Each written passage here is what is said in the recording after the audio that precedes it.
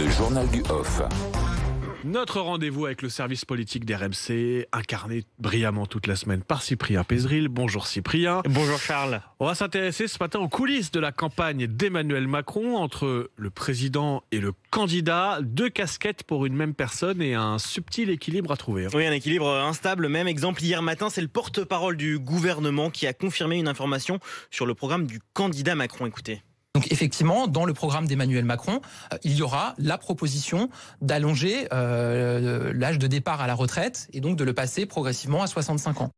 Et depuis, les oppositions dénoncent le mélange des genres. Soit Gabriel Attal porte la parole d'un gouvernement, soit celle d'un candidat, mais pas les deux, s'énerve une amie de Jean-Luc Mélenchon, qui comme d'autres réclame son départ du gouvernement. Des critiques qui n'ont pas lieu d'être, pense-t-on, au QG du candidat, où l'on note que la quasi-intégralité de l'interview était consacrée à l'Ukraine et que la question sur le programme du candidat Macron, ce n'était que quelques secondes à la toute fin.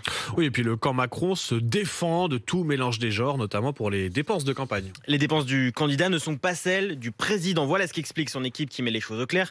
Concrètement, pour se déplacer, le candidat Macron utilise la voiture du président Macron, une voiture blindée, mais tout est ensuite facturé par l'Elysée à destination de la campagne. Même logique s'il doit utiliser son avion, 5 000 € de l'heure. En revanche, ces officiers de sécurité, eux, sont liés à l'État, donc pas refacturés. Petite subtilité enfin. Concernant la photographe personnelle d'Emmanuel Macron, eh bien, à votre avis, comment est-elle payée ? C'est une photographe de campagne là maintenant, non ? Eh bien non, 50-50, 50% Élysée, 50% campagne. C'est subtil, hein ? C'est subtil. Par contre, pour le reste du personnel, eh bien, il y a une stricte séparation entre Élysée et campagne. Et Emmanuel Macron n'est pas le seul élu candidat. J'imagine que d'autres candidats font aussi attention à la répartition des dépenses. Oui, pour Anne Hidalgo, pas question d'utiliser les moyens de la ville de Paris. Elle se déplace simplement avec une petite voiture Zoé électrique. Et un socialiste me précise, quand Anne est en région, souvent ce sont des militants locaux du PS qui viennent la chercher avec leur voiture à la gare ou à l'aéroport. Et en plus, ils sont super contents d'aider. Dans le camp de Jean-Luc Mélenchon, maintenant, pas de mélange non plus entre le candidat et le député. Une source m'explique, on est ultra précautionneux, on fait du zèle, on sait qu'on sera particulièrement scruté. Exemple, pour qu'un assistant parlementaire vienne donner un coup de main dans la campagne, eh bien, il faut forcément qu'il ait posé une journée de congé. Et puis tiens, Cyprien, hier soir, il y avait ce débat entre Éric Zemmour et Valérie Pécresse. Alors, qui a gagné ? Eh bien, ce matin, chaque camp revendique la victoire de ce match, de ce clash. Ouais, quelle surprise. Chez la candidate LR, on dit Valérie a dominé, Valérie a été punchy. Et de l'autre côté, chez le candidat Reconquête, Éric était le seul à avoir des convictions. Valérie Pécresse était hystérique, dit même un autre. Bref, vous l'avez compris, pas trop d'autocritique, si ce n'est un conseiller de Valérie Pécresse qui nous a écrit un petit texto hier soir. Ce débat ne changera pas grand-chose, Valérie n'arrive pas à imprimer.